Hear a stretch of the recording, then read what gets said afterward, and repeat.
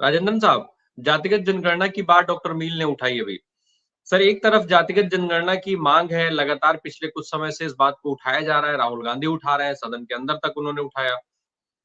दूसरी तरफ तमाम जातियों को प्रतिनिधित्व देकर के एक सीधा-सीधा समीकरण साध लेने का काम भारतीय जनता पार्टी ने कर दिया। तो अब इसमें इफेक्टिव क्या ज्यादा है? लोगों के लिहाज से अगर हम देखें तो इसमें इफेक्ट किसका ज्यादा पड़ेगा? क्या भारतीय जनता पार्टी ने ये जो समीकरण बैठाया है अभी जातिगत, उसको बैठा करके जाति जनगणना का मुद्दा जो है वो गौड़ कर दिया है? राम प्रकाश जी, देखिए ऐसा है, जो इंडिया गठबंधन है, उसकी जो लड़ाई है वो आसान लड़ाई नहीं है। तो अगर क्रिकेटिंग पार्लेंस में कहें कि एक बहुत ही डिफिकल्ट पिच है जहां पे उनको उतरना है एक ऐसी टीम के सामने, जैसे डॉक्टर साहब ने कहा कि उनके पास सब कुछ है। तो यानी उनकी टीम में फास्ट बॉलर भी है, स्पिनर भी है, बढ़िया फील्डर्स भी हैं और कप्तान भी बढ़िया है। और यहाँ पे एक ऐसा दल है जिसको यह निर्णय लेना है कि कौन से खिलाड़ी को कहां पे कैसे खिलाना है। तो यह विडंबना इंडिया गठबंधन के साथ असेंबली जो राज्य के चुनाव थे उसके पहले भी थी। ऐसा नहीं है पहले नहीं थी, लेकिन इन्होंने इसको थोड़ा हल्के में लिया और कहीं कांग्रेस की जो महत्वाकांक्षा थी वो थोड़े से उसमें जो इंडिया गठबंधन के जो क्षेत्र जो पार्टियां थी उन्होंने जाने दिया। अगर वहीं टोक देते और वहीं थोड़ा कड़ा रुख अख्तियार करते तो हो सकता है कि जो वोटों का जो सीटों का बंटवारा है वो ढंग से होता। और यह बहुत बड़ी खामी रही है जो राज्य के चुनाव हैं। देखिए राम प्रकाश जी, एक और चीज बता दूं, सिर्फ जातिगत जनगणना के बेसिस पे आप ये नहीं कह सकते हैं कि आपके पास जो वोट हैं वो आ जाएंगे। यह एक मुद्दा है, सिर्फ एक मुद्दा है। देखिए आपको अगर 2024 में जो हाल लग रहे हैं, क्योंकि एक तरफ आपके पास ईडी और सीबीआई से सामना करना पड़ रहा है, जो कांग्रेस के नेता हैं जिनके घर में इतने करोड़ों रुपए पाए गए, ये कांग्रेस की छवि को तो खराब करता ही करता है और बाकी जो इंडिया गठबंधन है उसकी छवि को भी खराब करता है। और हम ये जानते हैं कि जो नरेंद्र तोमर थे उनके सुपुत्र के खिलाफ इतने सबूत होने के बावजूद भी कोई कार्रवाई नहीं हुई। और छगन भुजबल का किस्सा तो आपने सुन ही लिया है कि वहां पे केस को ही वापस ले लिया कि भैया वो जो पिटीशन है वो गुम गया, आपको कौन रोक रहा है वो पिटीशन दोबारा से फाइल करने के लिए। तो ये जो विषमताएं हैं, उन विषमताओं के साथ इंडिया गठबंधन को अपना पक्ष जनता के सामने रखना है। अब जरा जनता की मानसिकता को ले लें। मैं राम प्रकाश जी पिछले 2-3 दिन से कुछ सोशियोलॉजिस्ट और साइकोलॉजिस्ट से बात कर रहा था कि हुआ क्या। ऐसा तो नहीं है कि महंगाई नहीं थी, ऐसा भी नहीं है कि रोजगारी नहीं थी। तो इन राज्यों में क्या मुद्दा विपक्ष ढंग से नहीं रख पाया या कांग्रेस नहीं रख पाया?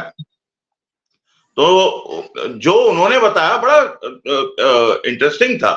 इनफैक्ट मैं आपको एक उदाहरण देता हूं। अभी कुछ ही दिन पहले, मेरे ख्याल से कल परसों ही, एक जो ट्विटर एक्स है आजकल, उसमें एक चला है कि एक व्यक्ति बीजेपी का कहता है भगवा पूरे देश में होगा और हम जो है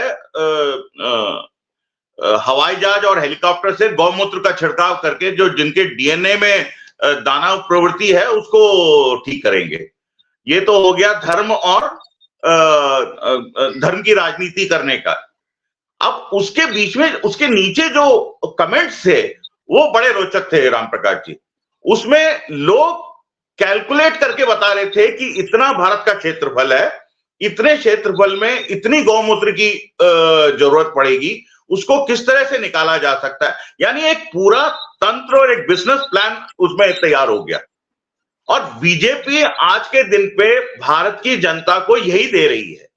वो राम मंदिर एक तरफ बताती है और उसी तरफ उसी अगर राम मंदिर के लिए लोग तैयार हो गए हैं मेंटली, वो ध्यान भटका देती है कि देखिए रोजगार तो आ ही रहा है, आप अपना रोजगार शुरू करिए, ऐसी बातों पे और इन बातों को जो है विपक्ष विफल रहा है जनता तक ले जाने में।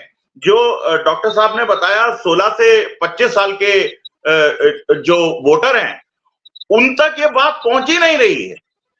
और जरूरी नहीं है कि देखिए चुनावों में और राजनीति में जो जनसंपर्क होता है उसका जितना महत्व होता है उसका आंकलन कोई भी नहीं कर सकता है, इतना बड़ा महत्व होता है उसका। तो लेकिन क्या रहा है कि अभी हमने देखा है ये आवाज मेरे यहां से तो नहीं आ रही है। नहीं अब बोले।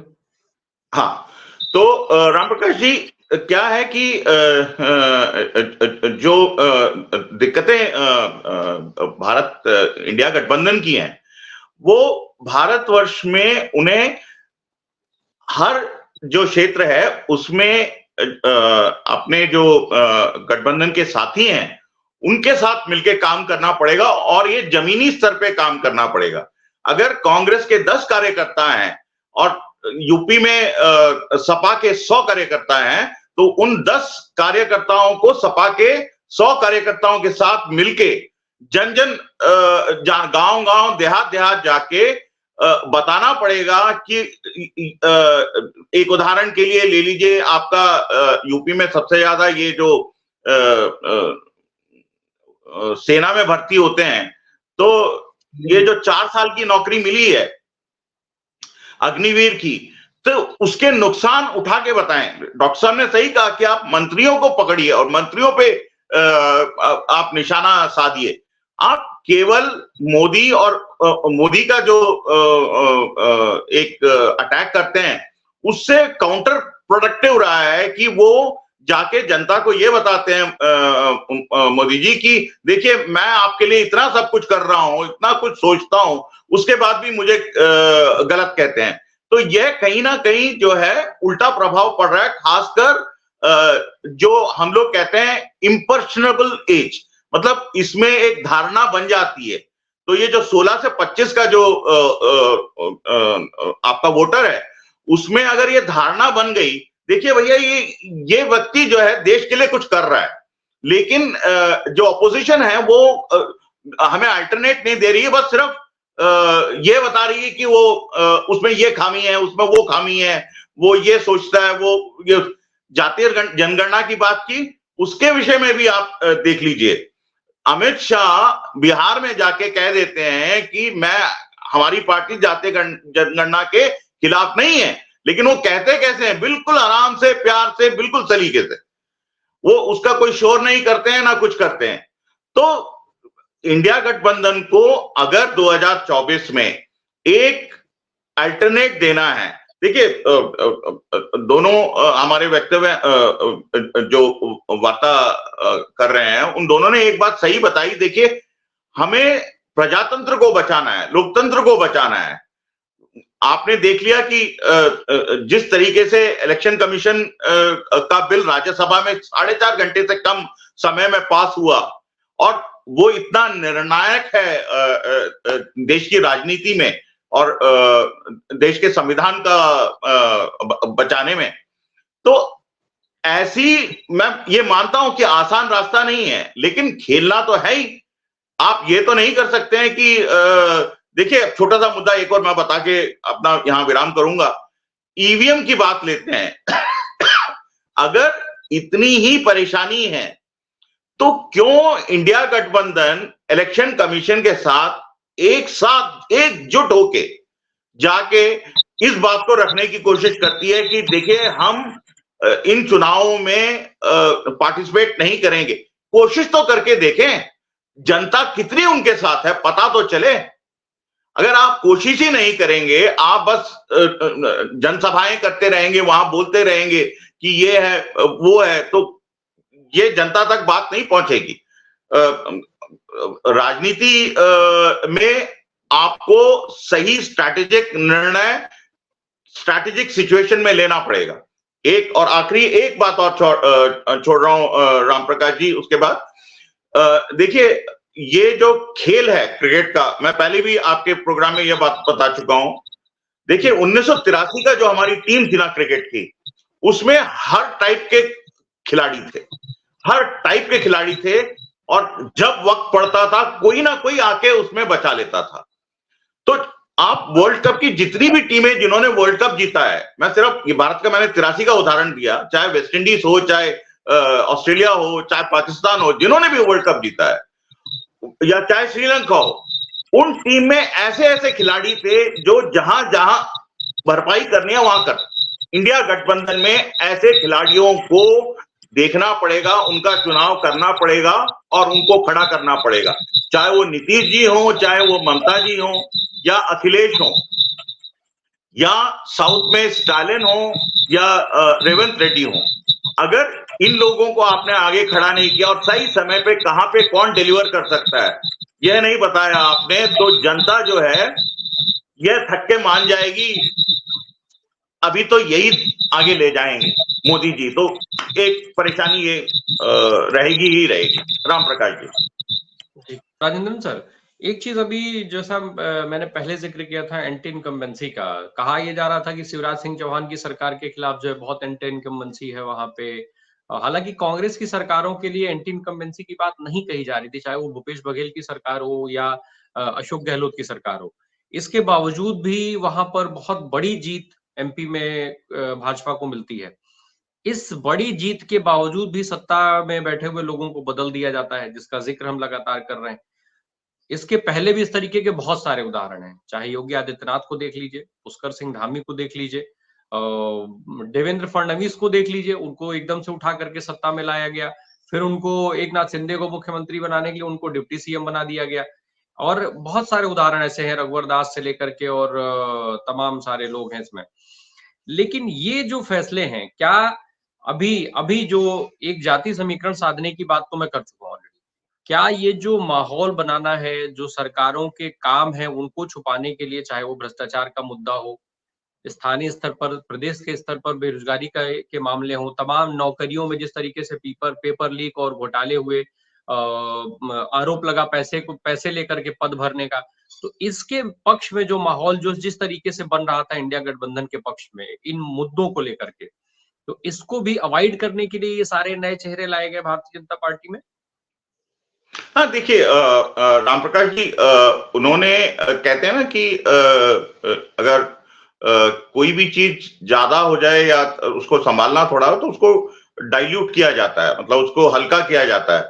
मतलब मिर्च ज्यादा हो गई तो आटा का घोल डाला और थोड़ी बहुत मिर्च कम करने की कोशिश की गई, या दूध डाल के बैलेंस करने की कोशिश की गई चाय को।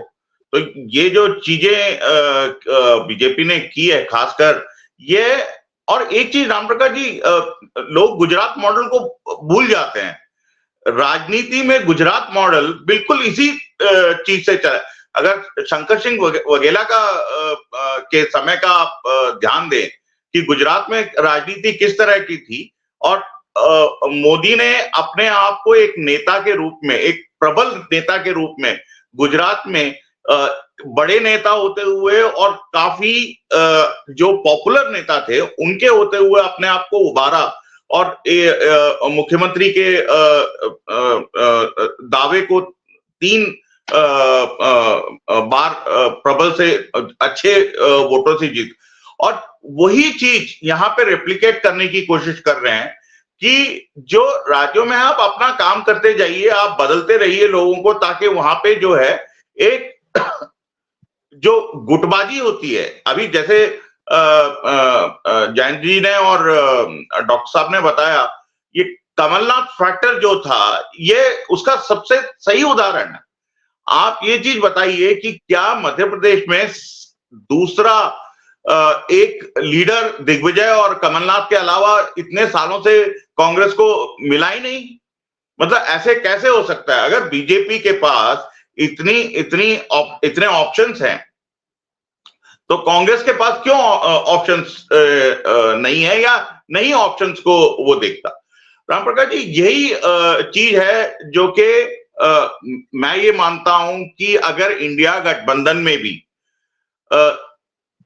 कांग्रेस एक लीडिंग पार्टी होने के नाते कहीं ना कहीं बाकी नेताओं को जो राष्ट्रीय लेवल पे जिनकी एक एक्सेप्टेंस है, जैसे नीतीश हैं, नीतीश की पूरे देश में एक्सेप्टेंस है और जो कार्य उन्होंने एक रेलवे मंत्री के रूप में वाजपेयी जी के समय में किया था, उसको इतनी सराहना की गई थी और उसी तरह से मुख्यमंत्री के रूप में और जो उन्होंने किया है और जो अब कर रहे हैं उसकी एक उसका उदाहरण है। या आप अखिलेश को ले लीजिए कि अखिलेश ने जिस तरीके से थोड़े से समय में थोड़े बहुत काम किए थे उसमें भी उनको फायदा मिला। ममता का ले ली तो राम प्रकाश जी, कहने का तात्पर्य यह है कि आपको अपना जो स्ट्रेंथ है उस पे खेलना पड़ेगा। आपको यह नहीं देखना है कि व्यक्ति विशेष मुख्य है, बल्कि आपको यह देखना पड़ेगा कि पार्टी और जीतने की जो क्षमता है वो कौन कर सकता है। पैसे की बात हुई थी, बिल्कुल सही कहा, यह एक महत्वपूर्ण कारण रहता है कि जो व्यक्ति पार्टी के लिए पैसों का प्रबंध करता है उसकी भी चलती है, वही अपना दावा बोलता है कि मेरे इतने एमएलए होंगे, मैंने इतने लोगों। ये एक बीमारी है, इसका कुछ कर नहीं सकते, लेकिन ये सच्चाई भी है, ये सच्चाई भी है। लेकिन ये आपको जिता नहीं सकता है चुनाव में। आपको जिताएगा जिस तरीके से मैंने बताया कि लोगों का विश्वास किस पे है। शिवराज सिंह चौहान का मैं उदाहरण वापस, आप लोगों ने इतना बात किया, मैं एक उदाहरण लेता हूं।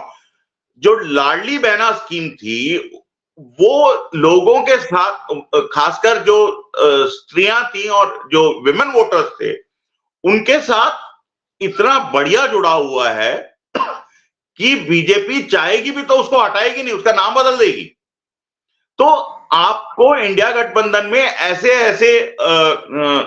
नेता लोगों को चुनना पड़ेगा जो कि दिखा सके कि हमने ये किया है, चाहे वो पावर में नहीं हो, मतलब उनके पास कोई पोजीशन ना हो, फिर भी अगर उन्होंने अपने क्षेत्र में या किसी और क्षेत्र में काफी बातें की हैं या एक योगदान दिया है देश की प्रगति में, तो उसको उठा के रखना पड़ेगा, तब जाके बात बनेगी। राम प्रकाश जी।